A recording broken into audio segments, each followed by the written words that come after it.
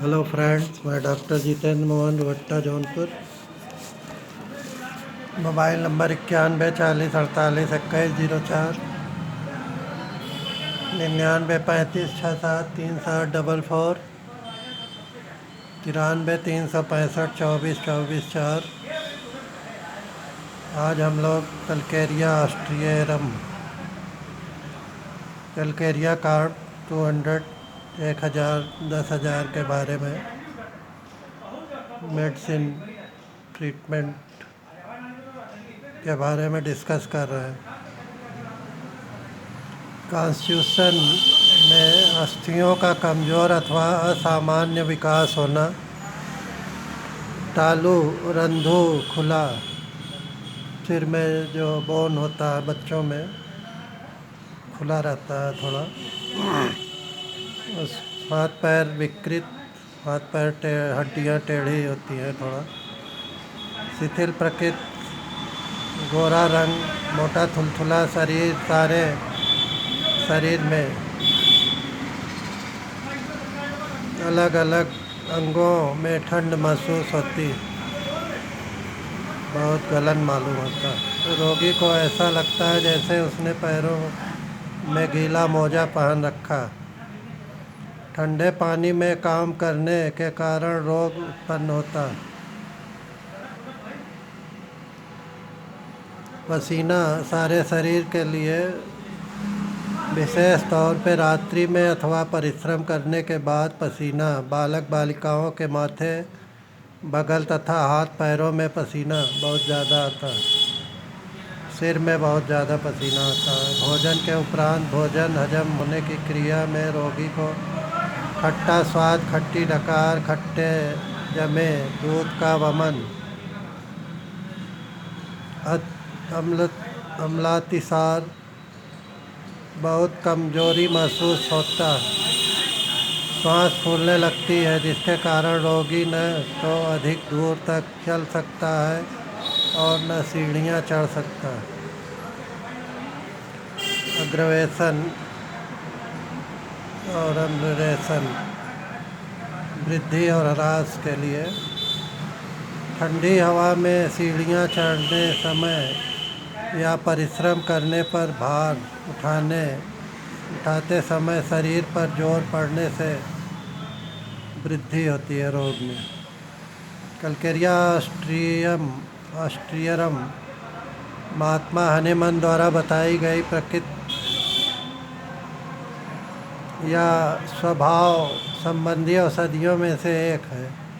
इसके बारे में फैरिंगटन ने कहा है कि इस दवा का प्रयोग किसी भी प्रकार की बीमारी में किया जा सकता है। हम कह सकते हैं कि कुछ प्राकृतिक विशिष्टताओं के कारण इसका उपयोग होता है और ये विशेषताएं कलकेरिया कार की औषधीय शक्तियों में के अंतर्गत आती हैं, जो किसी भी बीमारी को साधारण उपचार के योग्य बनाती हैं। कलकेरिया की प्रकृति सल्फर से सर्वथा भिन्न है। सल्फर का रोगी दुबला होता है और उसके कंधे भी झुके रहते हैं। कलकेरिया का रोगी इसके बिल्कुल विपरीत होता है।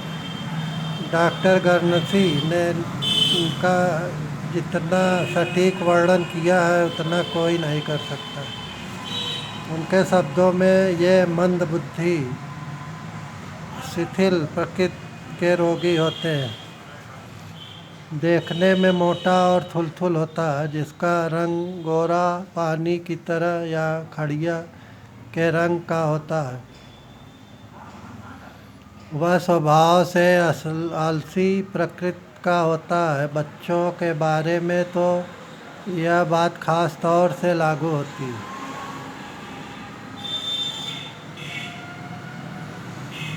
वे धीमी चाल से और ढीले ढाले तौर पर चलते हैं। सल्फर के रोगी की प्रकृति इससे सर्वथा विपरीत होती है। वह देखने में तेज तर्रार और चुस्त रहता है। लाइकोपोडियम की तरह इसके रोगी में भी पित्त की प्रधानता नहीं होती है तथा उसका रूप रंग भी साफ होता है। कैलकेरिया सल्फर और लाइकोपोडियम 200 या 1000 नंबर या 10,000 नंबर। और ये 3 दवाएं ऐसी होती हैं जिनके लक्षण शरीर के अधिकांश भागों में मिलते हैं। इसमें कोई संदेह नहीं कि अन्य कई दवाओं में से ऐसे ग्रेफाइटिस 1000 या 10,000 नंबर या 200 नंबर के लक्षणों में मोटापन भी शामिल है, लेकिन ग्रेफाइटिस में चर्म रोग भी मौजूद रहता है। किसी रोगी को तो कलकेरिया कार के मोटेपन और सल्फर के दाने निकलने के लक्षण साथ साथ पाए जाते हैं। इस प्रकार के मिश्रित लक्षणों में हीपर सल्फर 30 या 200 लाभ करता है। इस प्रकार के मामलों में लक्षणों की पूरी तरह मिलान बहुत कठिन हो जाता है। लेकिन जब कभी चिकित्सक विशुद्ध कलकेरिया सल्फर और लाइकोपोडियम 200 या 1000 या 10,000 नंबर के लक्षणों को पकड़ लेता है तो रोगी को चमत्कारिक ढंग से आरोग्य लाभ होता है। कुपोषण के कारण जो गड़बड़ियाँ या विकार शरीर में उत्पन्न होते हैं, उनके लिए कलकेरिया कार का इस्तेमाल 1000 नंबर या 10,000 नंबर किया जाता है। अस्थि तंतुओं का बहुत धीरे धीरे विकास और इसके साथ ही लसिका नाड़ियों की अपवृद्धि, हड्डियों विशेषकर रीढ़ की हड्डी और लंबी हड्डियों में टेढ़ापन, हाथ पैर की हड्डियां टेढ़े और बदसूरत होने लगते हैं। हड्डियों का मुलायम पड़ जाना, अक्सर फ्रैक्चर हो जाता है, बार बार अलग अलग जगहों से भी फ्रैक्चर होने लगता है। हड्डियों का मुलायम पड़ जाना, तालु रंध्र बहुत दिनों तक खुला रहता है। सिर में जो हड्डी होती है ब्रेन की, कुछ दिन 5-6 महीने तक खुली ही रहती है। खोपड़ी का बहुत बढ़ जाना, सिर बहुत बड़ा होने लगता है। हड्डियों का मुलायम पड़ जाना, तालु रंध्र बहुत दिनों तक खुला रहना और खोपड़ी का बहुत बढ़ जाना।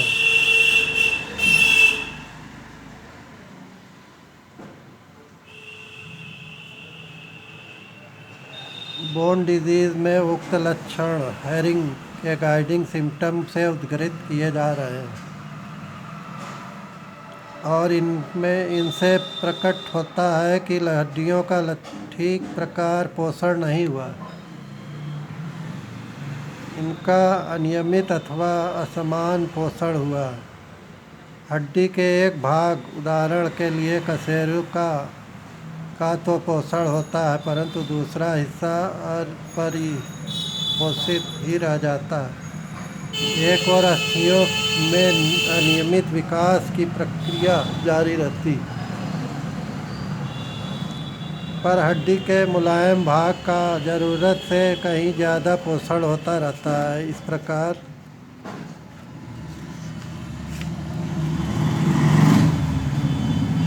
परीक्षण लक्षणों में हमने लिखा है, बालिकाओं और युवाओं में विशेष रूप से मोटापे का लक्षण दिखाई देता है, पोषण में बाधा और इसके साथ ही ग्रंथियों की अपवृद्धि, दाने भरे, उपभेद, बहुपाद, नाक कान मूत्राशय, जरायु आदि। या कलकेरिया की आम या स्वभाव संबंधी विशेषता का सुंदर चित्रण हमें इसके चुनाव के लिए निर्देशित लक्षण दिखाता। सल्फर के बारे में लिखते हुए हमने जलन के लक्षण की ओर चिकित्सक का ध्यान खींचा था। जिस प्रकार जलन सल्फर का विशेष लक्षण है, उसी प्रकार शीतलता कलकेरिया कार 200 या 1000 या 10,000 का विशेष लक्षण। ठंडे और नम पैर, मालूम होता है कि ठंडा मोजा गीला मोजा पहने। पैरों में इस प्रकार की ठंड व नमी महसूस होती है जैसे रोगी ने पैरों में गीला मोजा पहन लिया। रात में पसीना आना और उसके साथ ही पैरों में ठंड का महसूस होना। सिर के विभिन्न भागों में अंदर और बाहर इस प्रकार की ठंड अनुभव करना जैसे किसी ने उस भाग पर बर्फ़ का टुकड़ा रख दिया।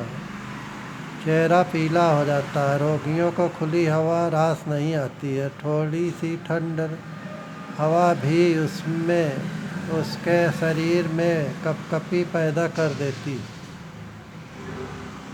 ये सभी लक्षण सल्फर के लक्षणों से इतने अधिक विपरीत हैं कि इनके बारे में किसी प्रकार के भ्रम उठने की कोई संभावना नहीं रहती। यदि शरीर के किसी एक अंग में ठंडक महसूस होती है तो वह कलकेरिया का स्मरण दिलाती है तथा सारे शरीर में ठंडक का एहसास होता है। सिस्टस और हेलोडर्मा, सिस्टस कैनाडेंसिस और हेलोडर्मा 30 या 200 या 1000 नंबर दवा लेने से बहुत जल्दी ठंडक में आराम हो जाता है। इसका बच्चा चाइल्ड जो है कलकेरिया का सबसे विशिष्ट लक्षण जो किसी अन्य दवा में मिलता नहीं यह है कि ऐसे बालकों के माथे में बहुत अधिक पसीना आता है। जिनका माथा बड़ा होता है तथा तालु रंध्र खुला रहता है। पसीना इतना अधिक आता है कि नींद के दौरान रोगी का सारा मस्तक मुंह व सारा तकिया पसीने से भीग जाता है। इस लक्षण को प्रधान लक्षण मानकर इन शिशु रोगियों को कलकेरिया का 1000 या 10,000 नंबर की दवा दी जाती है। वह मस्तक रोग, मस्तकोदक, दांत निकलने के समय होने वाले रोगों, काकयक्षी रोग, सूखा, आक्षेप, शिशु हैजा इत्यादि रोग के आक्रमण से बच गए। इस बात का भी विशेष रूप से उल्लेख किया गया है बशर्ते और लक्षण मिलते हों कि लिंगेंद्री ग्रीवा के पिछले भाग, छाती, बगल, हाथ, घुटना और पैर आदि में पसीना आने पर भी इसका प्रयोग होता है। पूरे अंग में पसीना आना इसका विशेष लक्षण है। यह रात में आने वाले पसीने का भी एक श्रेष्ठ औषध है बशर्ते यह पसीना यक्ष्मा तथा शरीर को कमज़ोर करने वाले किसी अन्य रोग के कारण आता हो। धन्यवाद। नमस्कार।